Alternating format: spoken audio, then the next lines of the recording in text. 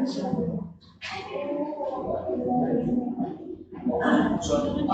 po sa inyo lahat, mga kapatid. Welcome po kayo sa Bisyanan. Okay po. Ako po ay nagagalak na kayo ay makakasama sa araw na ito sapagkat ngayon lang po ako nakarating dito. Ako ay galing sa edisyon ng Rooftop Church sa Taguig po. At ang ilan po sa aming mga kasama ay galing dito sa Taguig. Mayroon din pong galing sa Pakistan. Hindi yung sa lagi tayo, doon sa pinag-aaral natin sa panahon ni Moses Promised Land. Mayroon po tayong edisyon doon sa Promised Land sa Quezon City. At dito po ang ilan po sa ating mga kasama. At nagagalak din po ako sapagkat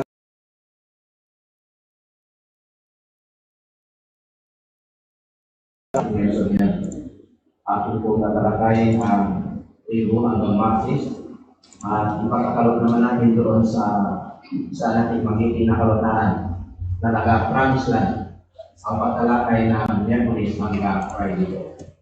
At ako pala po ay si Brother Bill Pamilya. Ang ama po nung dating district pastor. At nung maliit pa yung mga anak ko, ako pinakamagalang sa akin.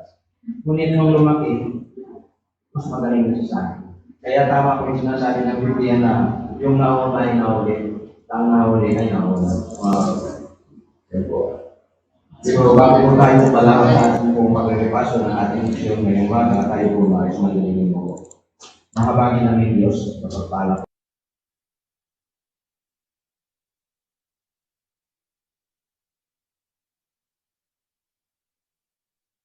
Sa panahon ng pinagdaro, hiling po namin sa inyo na sinusuloyin ng banal na Espiritu. Siya mauna sa ating pag-aaral upang maunawaan namin ito ng malalim, upang ito'y maging inspirasyon sa ating pananampalataya habang kami ay naghihintay sa inyo lalaki na pagdating. Kalaki po ng pagdating namin ng kapatawaran sa pangalan ng aming Panginoon Jesus. Ang ating po mission ngayon ay maganda po.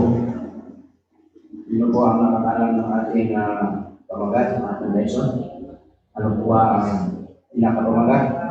Ang mga ugat na po na kamalisahan. At talata sa mga sa Santiago 3, ang talata ay 16.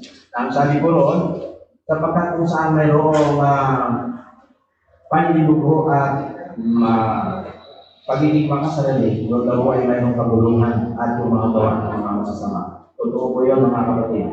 Ito ay kinauna na sa atin sapagkat ang mga ganitong mga kalagayan sa panahon na yan ay patuloy na hanggang sa panahon na yan ay nakikita po, mga kapatid. Ang sabi po dito sa pagpapaliwanag, binanggit po dito ang puno ng aspen. Ang puno ng aspen po ay mayroong taas po na kung dadaanin sa feet ay maroon po ng 45 hanggang 90 feet. Na kung ating po ito-convert doon sa metro, ay 15 to 30 meter po ang taas nito. At ito po ay lumalago ng mabilis. At ang mga ugat nito ay mabilis na umuusbog sa ilalim ng lupa. At nagkakaroon po sila ng tinatawag na kolonya. At doon sa ang aspen po ay nabubuhay sa medyo malamig. Ngunit ito ay lumalago sa saganang sikat ng araw. At sa panahon ng taglamig, ang ginagawa po ng mga usa at ang mga hayop, pinakain po nila yung mga maliliit na puno ng aspen. Pagka ito ay nagdadala ng maraming mga sustansya. At yun po. At ang aspen daw po ay nabubuhay sa loob ng 100 at 50 taon. Ngunit ang mga organismo dito sa ilalim ng lupa na binubuo ng mga ugat ay nabubuhay ng libo-libong mga tao. Sa umagang ito, mga kapatid, ay ating pong pag-aaralan na ating tuklasin ang ilan sa mga ugat ng ating pagkabalisa sapagkat yung ating pong pamagat ay mga ugat ng pagkabalisa. Makikita po natin sa talatang sa alamunin natin na sapagkat kung tataw po yung mayroong panilibugo ay naroon ang panuluhan at pagiging mga sarili. So, tanging nila kaya binanggit mo dito ang naging ugat ng mga pagulungan po ng mga tao. Kung ating pong dadalhin sa ating sambahayan, sa ating institusyon, sa ating mga simbahan, kapag tayo ay pinangunahan ng isang makasariling tao, ito ay magbubunga ng mga kagulungan ng mga kapatid. Diba? Kaya nga dinamin sa taas doon sa langit. Kung ating napag-aralan yung mga nakaraan, ay natutunan yung kanilang makabalisa sa mga rebellion sapagkat kanila ay mga reklamador, hindi sumusunod, hindi naniwala. Kaya ang nangyari sila ay nag-rebelde mga kapatid hanggang sa nila hindi nakarating doon sa sa lupa ng Kanaan sapagkat sila ay naging rebelde sila. Lumalaban sila sa kanilang mga leader. At ito ang hindi dapat kong mangyayari sa ating kapanahonan sapagkat hindi natin ang langit ng bayan para tayo po ay naging reklamador. Marami tayong mga grievances sa ating mga leader. Nakikita lamang natin ang mga pagkakamali hindi natin. Pagka tinuturo natin pagkakamali, tatlo naman ang pumali sa ating ito ba? O, di ba? Tatlo. Ito naman yung mga pagkakamali. So, sa umagang ito ay maraming dalawang mga bagay na maaaring makahadlang sa ating mula sa pagkasumpungan tunay na kapayapaan. Marami po yan mga kapatid. At yung mga ilagali pa rito na yung mga gawang masasama. Bawa na lang, pagiging disposo po tayo. So, diba?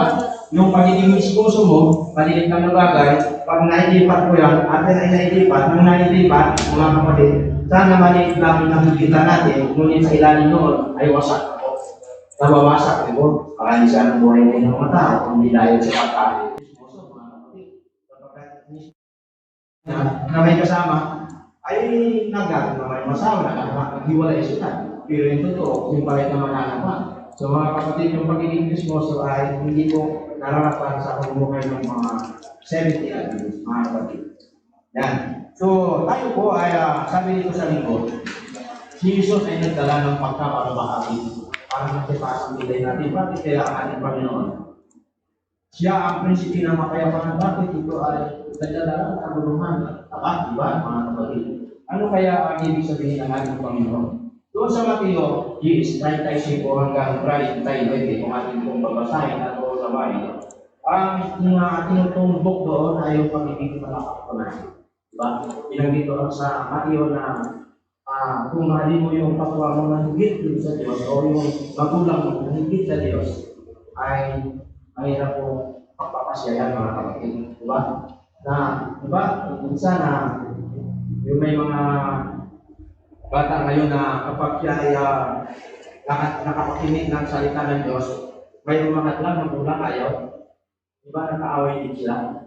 Yung misis ko natandaan, noon. Ito ako ay naniligaw pa lang. Sila na hindi sila makaintindihan ng diyan ng lalaki. Ayan. Hindi sila ayaw niya magpaligaw pa. Pagkatapos ayaw niya yung sa balista dahil puro katoliko sila.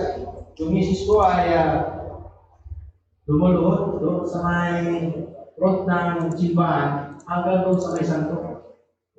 Marami siyang napag-aral, may Iglesia ni Cristo, may Iglesia siya.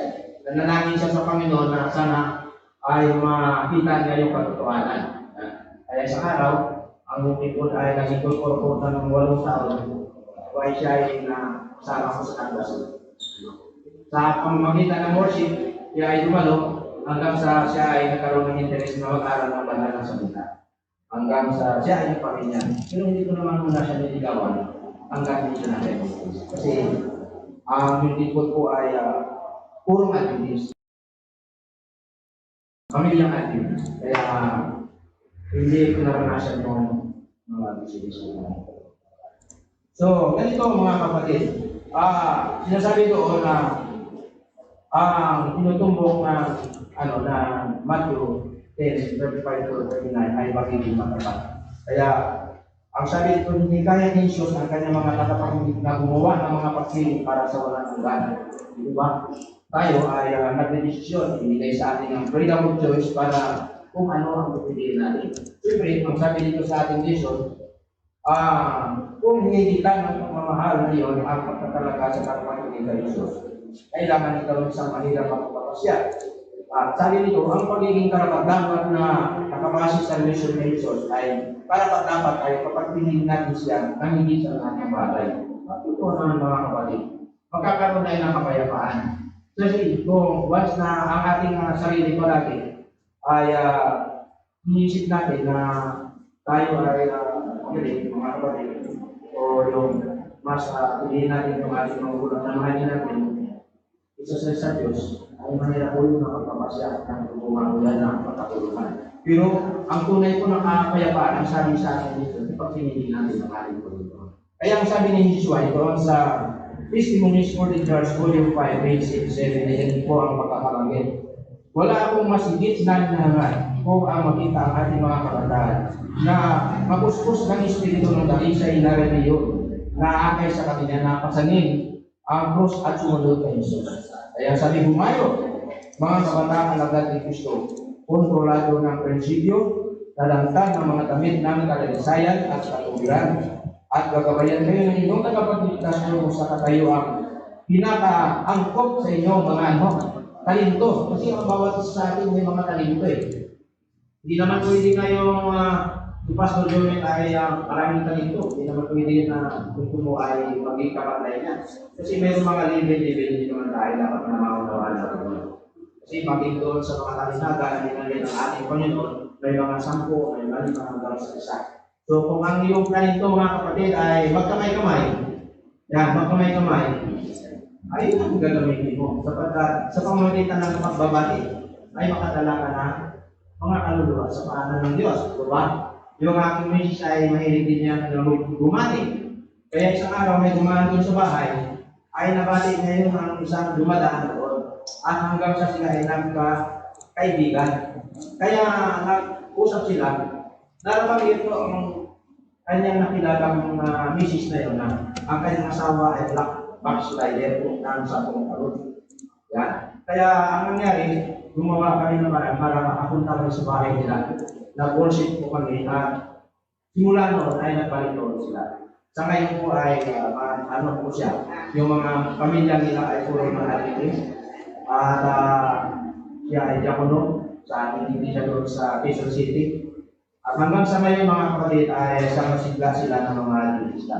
So yung mga ganong mga talento natin ay nagagamit po natin yun sa pagdala. Ngayon kung magaling naman kayo na magluto kayo ng masarap na luto. Kung halimbawa gusto nyo makahanap ng mga kaluluwang napadaan sa Panginoon, kung kayo magaling magluto kayo ng masarap na adobo, kaya ay yung sinatawag na pitada, kung magaling kaya ay ano pa yun, yung paano kalderita, magluto kayo at yung kapitbahay namin yung hindi kayo nabati, bigyan nyo ng masarap na pagkain. Yung magsisimula kayo maging kaibigan. At kapag yung naging kaibigan, kung dati sa bahay nila, kung dati niya yung kumain sa amin. Tapos kapag kayo ay laging nanyahan niya, sabi ko mag-worship tayo, buka namin. Di ba? Kaya pagdating na mayroong mga tinatawag na binusin ko, kaya yung mga mayroon po kami mga ganito, at kayo ay akong napili, mga balo-balo doon. At mapulis tayo. So hindi mahirap na magdala ng mga kaluluwa kapag hindi kayo kaibigan natin.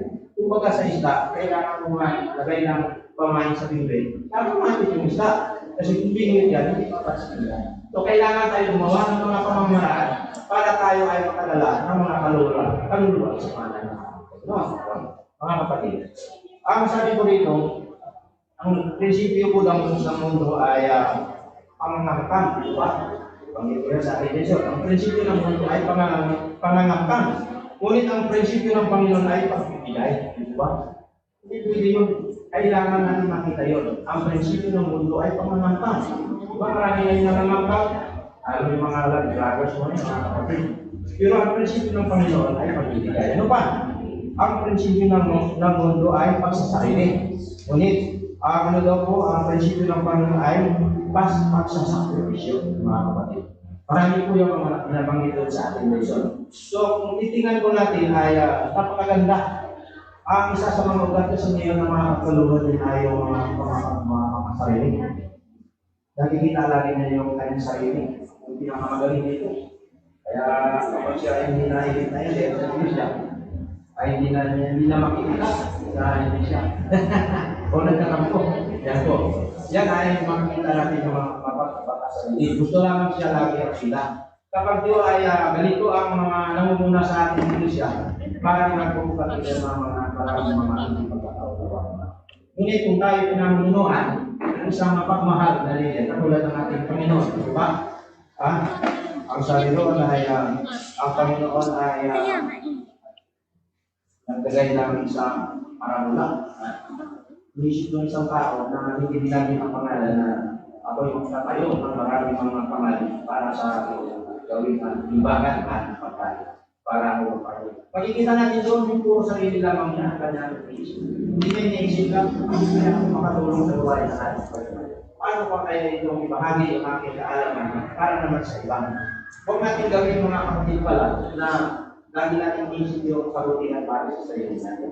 Kaya naghihirap na yung mga kapitbahay mo dyan, ano sa iyo? Nakikita tayo ng mga tao na di po ba mga kapatid? Nakikita natin na pagkalito yung tao ito. Napakayaman naman. Ay hindi naman marunong. Yan, diba? Kailangan natin na ma-open yung ating mind sa bagay na ito para sa ganun ay maging epektibo tayong kamanggagawa ng ating Panginoon. Sapagkat bilang mga Seventh-day Adventist na tayo po ang siyang tunay na reliyon, masasabi po natin sapagkat dito sa atin ang tunay na palatandaan yung mga nangingili ng araw ng Sabat, mga kapatid. At ito ay magagamit natin yung mga ganitong mga karakter para sila ay madala natin sa paanan ng ating Panginoon. Kaya ang sabi rito, lumitaw doon sa talinghaga ni Lucas na yon na yung pagmakasarili na walang iniisip kundi lamang yung kanyang sarili. Ngunit ang ating Panginoon, tingnan natin, siya ay bumaba doon mula sa langit na siya ay Diyos, ngunit inubad niya ang kanyang pagka-Diyos at nag-anyong alipin hanggang doon sa krus ng Kalbaryo. At noon makikita natin ang mapagpakumbang Diyos na bagaman siya ay Diyos, hindi niya ginamit ito para pasukuin o kaya ay pasunuin ng pilit dahil siya ang makapangyarihan sa lahat. Ang Panginoon ay nagbigay sa atin ng freedom of choice. Kung mahal ninyo ako, sundin niyo ako, mga kapatid. Ngayon, ang pangatlo, sinasabi doon mga masyadong maambisyon sa sarili. Yan. Ang sabi nito na bihira nating pag-usapan kasama ang iba kung sino ang pinakadakila. Doon sa last kasi ng ng ating Panginoon ay bago siya mapako, doon sa kanilang pagtitipon ay gusto lamang nilang pag-usapan kung sino ang pinakadakila. Kaya nga mismo yung nanay ni Juan at saka ni nasabi niya kapag ikaw ay nakaluklok na, ay gawin mong sa kanan itong si Juan at yung si ay gawin nyo sa kaliwa, yung mga kapatid. Yung parang ambisyon ng ganon. So, ang ganitong mga pananaw, mga kapatid, na yung masyadong mataas ang ambisyon natin na parang gusto natin tayo lagi ang bida, mga kapatid, ay hindi po yan na nararapat sa paningin ng Panginoon at maging sa ating Kristiyano. Kailangan na tayo matutong tama lang, mga kapatid, na hindi tayo masyadong matayog yung ating hindi naman natin na maaabot yun, mga kapatid. At kung sakali man na yun ay nangyayari sa atin, ay hindi po dapat natin ipagmalaki, di po ba? Katulad ni Satanas, siya ay nilikha lang ng Diyos, subalit gusto niyang maging nag-ambisyon siya ng higitan ang lumalang sa kanya. Hindi po yun. Hindi po yun ang design ng kalangitan na kung saan ay pagharian ng mga ganong mga kaisipan. Kahit sa mga tahanan natin, di po ba? Minsan hindi nagkakasundo yung mga mag-ama, yung mga anak dahil sa ambisyon. Lalo pag medyo nakalamang na yung isang kapatid sa sambahayan ay mayroong mga kaisipan na gusto na siya ay masusunod. Di po ba? May mga anak na dahil sa medyo malayo na ang kanyang narating na pinag-aralan at ang kanyang magulang ay medyo hindi ganong nakatapos, kapag siya ay na marami ng kita at gusto niyang pasunurin ang kanyang magulang at siya ang masusunod. Di po ba, mga kapatid? So, hindi po yun ang design ng langit. So, kailangan tayo ay doon lamang tayo sa tamang instruksyon ng ating Panginoon, sapagkat ang langit ay langit ng kaayusan, hindi langit ng kaguluhan. Kaya bilang tayo mga kandidato na pupunta doon sa langit, kailangan tayo dito ay masanay. Matraining tayo dito ng tamang pamumuhay sa kalupaan, Sister Ning. Sapagkat kung hindi mababago ang ating mga karakter, patungo sa karakter ng ating Panginoon, wala tayong pag-asang makarating sa lupa ng Kanaan, kundi ang langit na bayan na yun, mga kapatid. Katulad ng mga nakasama ni Moses na lumabas doon sa Egypt, sapagkat sila ay naging mareklamo, dalawa lamang ang nakarating sapagkat sila lamang ang naging masunurin. Huwag naman sanang ganoon mga kapatid na tayo ay mapabilang doon sa hindi makarating sa langit ng bayan na yon. Sapagkat ang urok ng atin pong pananampalataya, ang ating marating ang langit na bayan. Ang langit na bayan. Sapagkat yun talaga ang goal natin. So, dito sa lupa, alam po natin na maraming mga kaguluhan at ang buhay natin ay limitado. Hanggang 80 years old ka lang, hanggang 90 months, 100, pero naging talubata na yung mga kapatid. Marami tayong nakikita na umabot ng 100 pero hindi na nakabangon. At parang pasakit na rin sa mga anak niya. Pero hindi ibig sabihin mga kapatid na dahil matanda na yung mga anak natin, yung mga magulang natin, ay iwanan natin ng ganon-ganon sapagkat magulang natin yon. Kailangan habang hindi sila makakilos, lalo pa nating gabayan sila sapagkat tayo ay sinunod ng Diyos para alagaan natin yung mga magulang yan, mga kapatid. So, dito sa ambisyon na yon, mga kapatid, na kung saan ang sabi pa rito, mahalaga ang conversion para sa pagkasumpong ng tunay na kapahingahan kay Jesus. Yan. Hindi tayo maaring umasa sa ating sarili, kundi kailangan umasa kay Jesus. Oo, mga kapatid, walang iba kundi ang ating. Ang iunay, ang sabi dito, ang tunay na kadakilaan ay ang pagsuko ng inyong mga karapatan at pagyakap sa mga prinsipyo ng kaharian. Yan po mga kapatid. Ano pa? Ano ngang malulungkot na halimbawa kung paano nanatiling masama ang puso ng tao sa mas positibong bahagi. Gayunman, isipin ang mahalagang realidad ng biyaya ng Panginoon sa kabila nitong nakalulungkot na usapan ng kanyang mga tagasunod. Ang sabi dito, hindi sila sinukuan ng ating Panginoon. Sa kabila ng mga malulungkot na karanasan ng mga alagad ng ating Panginoon, hindi sila iniwan ng ating Panginoon. Bagos sila ay tinuwid, mga kapatid, at nung bandang huli ay kanilang naunawaan ang gusto ng Panginoon na mangyayari sa kanila. Sa atin din sa panahon natin ngayon, gusto ng Diyos na maitanim sa puso at isipan natin ang mga bagay ng makalangit na mga karakter, mga kapatid, sapagkat ang ating talagang tungo ay ang langit na bayan. Pagkaloob po natin sa Hercules ang pagtatalakay kay Brother Jason Lucino.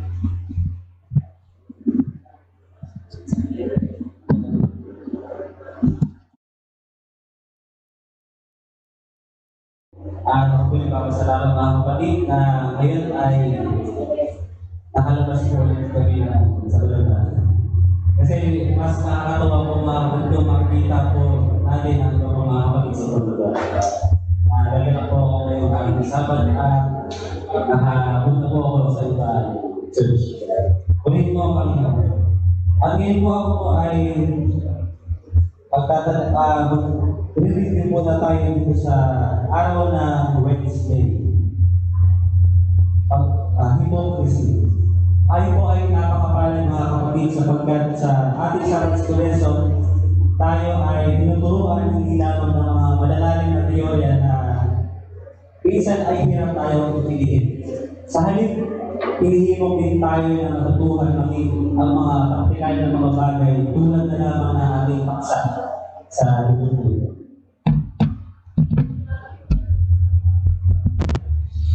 Ano nga ba ang dahilan bakit tayo nakararamdam ng pagkabalisa? Ano po ba ang dahilan? Ano nga ba ang punot-dulo ito? Sa araw po ng Miyerkules ay itinuon po ang ating focus sa mga halimbawa ng mga pagpapaimbabaw sa banal na kasulatan at siyempre sa ating pong buhay. Nakatitiyak po mga kapatid na minsan sa ating buhay ay meron tayong nakatagpo tayo ng tao o mga tao na para bagang yung mga sinasabi, pananalita nila, yung mga gawa nila ay merong pagpapalmabaw. Tama po. Nakatitiyak po ako dyan mga kapatid. At sa tuwing makaka-encounter po tayo ng mga ganong klaseng tao, ano po ba yung nararamdaman natin? Di po ba parang ang bigat sa pakaramdam? Na kapag meron tayong naka-encounter ng mga ganun ay parang ang bigat kasama yung mga ganung mga tao. Upang mas maging malinaw po ating pong lesson. Ano nga ba ang ibig sabihin ng pagpapaimbabaw? Ano po ang ibig sabihin ng pagpapaimbabaw? Ayan, pagkukunwari. Tama po yung sinabi po ni sister. Ang isang mapagpaimbabaw ay isang mapagpanggap na nais maging isang taong hindi naman siya. Ayun po ang kahulugan ng pagpapaimbabaw. Mapagpanggap. Ibig sabihin, ang kanyang mga ginagawa ay paluwas sa totoo niyang salubin. Hindi naman talaga siya yung taong to, pero nagpipretend siya na ibang kunwari, ibang personality niya, pero para artista. Sabi mo ni sister, artista yan. Hindi naman talaga siya yung taong yun, pero pinipilit niya baguhin kung sino talaga siya. Yan, hindi na po bago yung pagpapaimbabaw maging sa panahon ng ating Panginoon Jesus. Hindi na po bago yung pagpapaimbabaw sa panahon natin ngayon. Meron na po yung natin. Ang ilang mga ikwento na kung saan ilang mga tao ay naging mapagpaimbabaw, mababasa po natin yan sa chapter 23 ng Mateo. Na kung saan tahasang sinabi na ating Panginoong Jesus na mapagpaimbabaw ang mga eskriba at mga Fariseo. Kahit na sila ang mga tinuturing na pinakasentro ng uliyong pamuno ng mga Hudyo, binilang sila ng Panginoon bilang mga mapagpaimbabaw ng mga tao. Yan po sa Matthew 23, chapter 23. The Sadducees and Pharisees comprised the ruling class of Jews in Israel. Both groups honored Moses and the law, and they both had a measure of political power. Ito po ang mga Sadduceo at mga Fariseo, pareho po sila naghaharing uri at bumubuo sa religious power ng Israel, sa Israel. Ang kanilang lamang ay hindi naniniwala ang mga Sadduceo sa paghukom at sa kabilang buhay, sapagkat sila po ay naniniwala sa literal interpretation ng banal na kasulatan. Sila po yung mga Sadduceo.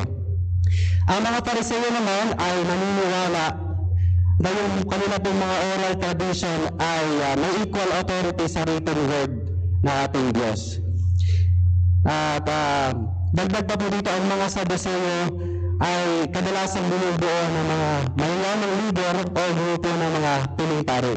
Pero ang pinakapunto po dito talaga ay pareho po silang mga mapagpaimbabaw. Kahit na ang napaka-religyoso nila. Yan. Hindi po ibig sabihin na religious yung isang tao ay talagang tunaw ang kanilang relasyon sa ating Diyos. Pero binilang sila na ating Panginoon na mga mapagpaimbabaw. Bakit sinabi ng Diyos na itong mga grupo ng tao na ito ay mga mapagpaimbabaw? Bakit po? Una, kasi hindi nila ginagawa kung ano yung kanilang sinasabi. Mababasa natin yun po sa Matthew 23, verse 3, meron din sinabi ang ating Panginoon, sapagkat kanilang sinasabi at hindi ginagawa. Ayun pala, mga kapatid, mga taong mapagpaimbabaw ay ang mga taong hindi nila pinapractice kung ano yung pinipreach nila, yung sinasabi nila. Ito po yung mali po yun. Red flag po yun. Kahit nga sa relasyon, sa mga relationship, kung hindi mo ginagawa kung ano yung sinasabi mo, mali po yun. It's a big no. Ginagawa nilang mahirap ang religion para sa iba. Ngunit hindi nila ginagamit ang parehong pamantayan sa kanilang sarili. Sila po ay mga mapaghusga. Ang mga taong mapagpaimbabaw po ay mapanghusga. Gaya po ng mga Sadduceo, mga Fariseo, at lahat ng mga binanggit ating Panginoon Jesus na mapagpaimbabaw. Ano pa? Lagi nilang ninanais na palakpakan sila ng iba sa mga relihiyosong kasiglahan. Ano pa? Hinihingi nila ang karangalan at pagkilala na para lamang sa ating Ama sa Langit. Ano po ang isang magandang halimbawa dito? Para po sa ating pong iglesia, ang mga taong mapagpaimbabaw na katulad ng mga Sadduceo at Fariseo ay ang mga taong parang para itong mga taong to ay sila ay nagpe-perform. sa simbahan na kailangan ma-entertain o matuwa yung mga audience. Ganun po yung mga tao mapag-iimbabaw. Sila po ay nagpe-prefer, nag-entertain para sa mga tao. Pero hindi naman po talaga dapat ganun, di ba mga kapatid? Kasi dapat ang pinaka-audience natin ay nag-iisa lang, ang Diyos lang. At hindi kahit sino man. Kaya nga sabi po dito sa Colossians 3 verse 23, ano man ang inyong ginagawa, gawin ninyo ng buong puso na parang sa Panginoon kayo naglilingkod at hindi sa tao. Diba po? Ang ganda ng pagkakasabi po dito. Gawin ang lahat ng mga dapat gawin para sa Panginoon at hindi sa tao. Kasi pag ginagawa natin ang mga bagay na ginagawa natin para sa tao o para sa ating sarili, hindi po yun karapat dapat sa harapan ng ating Diyos. Nakikita natin sa kasulatan kung paano ayaw na ating Panginoon. Ayaw na ating Panginoon dun sa mga mapagpaindabaw. Kaya ganun na lamang kadiretsahan at katalas ang pagkasabi ng ating Panginoon sa mga Fariseo tungkol po dito. Yan. Sa totoo lang, mas nakapagod din talaga mga kapatid magpanggap, di ba? Kung hindi ka naman talaga yung ginagawa mo, nakapagod talaga. Ang hirap. Mahirap pa talaga yun. Kaya kung gagawin din naman natin, bakit hindi pa yung totoo at bukal sa puso? Napakahirap yung magpanggap. Ay magkaroon tayo ng kagalakan Sa ating mga puso, napakagandang i-reflect po sa ating mga sarili mga kapatid. Magandang itanong po ito sa ating mga sarili kung yung ginagawa ko ba ngayon ay para sa Diyos o ginagawa ko para sa sarili ko lang. Maganda pong itanong natin yan sa ating mga sarili. So ngayon po sa first day ay uprooting restlessness. Paano ba talaga mawawala yung kabalisahan? Paano ba mawawala yung pagiging balisa natin? Samantalang tayo po ay namumuhay sa mundong parang lahat ay laging pagod. Walang kapahingahan, puro trabaho. Wala nang kapahingahan. paano ba mawawala yung pagiging balisa? So mahalagang matandaan po natin na ang susi ay ang ating Panginoong Hesus lamang. Ang lahat ng pagtatagumpay ay nagsisimula kay Jesus. Parang napakasimple ko mga kapatid, no? Pero ang totoo pa talaga, ganun lang talaga siya kasimple. Matatagpuan lang talaga sa ating Panginoong Hesus ang tunay na kapahingahan. Kapag nakayanan natin isurrender ang lahat sa Panginoon, pati ang ating mga worries, mga problems, at lahat ng mga bagay na nagiging dahilan ng ating pagkabalisa, yung binanggit po ni Brother Ben kanina, yung mga bagay na nakakapagpabalisa sa atin, pagkakabahagi, pagkamakasarili, yung mga ambisyon, ano pa, at yung mga pagpapaimbabaw natin, kapag sinurrender natin itong lahat sa Panginoon, makararanas po tayo ng totoong kaginhawaan. Kapag hinayaan natin ng ating Panginoong Hesus na manguna sa ating buhay, makararanas tayo ng totoong kaginhawaan at kapahingahan. Kaya kapag tayo po ay nasasaktan, napapagod, may sakit, at pinanghihinaan ng loob, kailangan lang natin maalala na siya ang buhay. Hindi lang basta-basta buhay, kundi siya po ang pinagmulan ng buhay. Mali ang buhay na walang hanggan. Sa kanya po yan ang galing. Kaya naman kahit gaano kahirap ang ating nararanasan, kung nasa atin ang Panginoon Hesus, kung tayo po ay tunay at buong naniniwala sa Kanya, hindi natin kailangan mag-worry. Wala rin nasin para tayo po ay mabalisa. Sapagkat lagi tayo may pag-asa na nakaangkla sa Kanya, sa ating pong Panginoon Hesus. Kaya nakasisiguro po tayo na ang lahat ng Kanyang plano para sa atin ay mabuti. Kailangan lang natin siyang pagkatiwalaan. Kailangan tayo magtiwala sa Kanya, mga kapatid. Pero hindi naman mabilis o biglaan yung magkaroon tayo ng ganung perspektibo. Kailangan, ang pinaka dapat na gagawin po natin ay laging kumonekta sa Kanya. Kasi hindi tayo magkakaroon talaga ng ganung perspektibo kung walang constant communication. Kagaya din ng mga relationship, di ba? Hindi naman magtatagal yung magkarelasyon o mag-asawa kung walang communication. Kaya napakahalaga mga kapatid na meron tayong constant communication sa ating Diyos. Kausapin natin siya sa anong paraan, sa makapraktikal na paraan. Mananalangin, mag-aaral ng banal na kasulatan, at iba pang mga bagay mga kapatid. At dapat lang talaga na tayo po ay maging tulad sa isang bata. Kasi pag tayo ay naging tulad sa isang bata, tayo ay didepende doon sa ating Ama. Kasi kung hindi tayo naging tulad sa isang bata, magdidepende tayo sa ating sarili. Kaya patuloy natin hingin sa ating Panginoon mga kapatid na tayo po ay tulungan na maging mapagpakumbaba at maging tulad sa isang bata at ating pong palaging tandaan mga kapatid na ang tunay na kapahingahan ay mangyayari lamang kapag tayo ay may kapayapaan.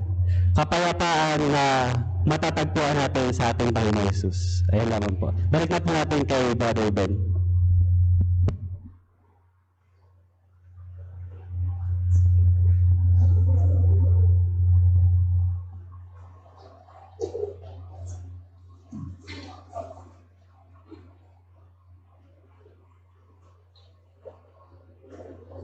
Ito ba kayong mga karagatan, mga katanungan? O po sa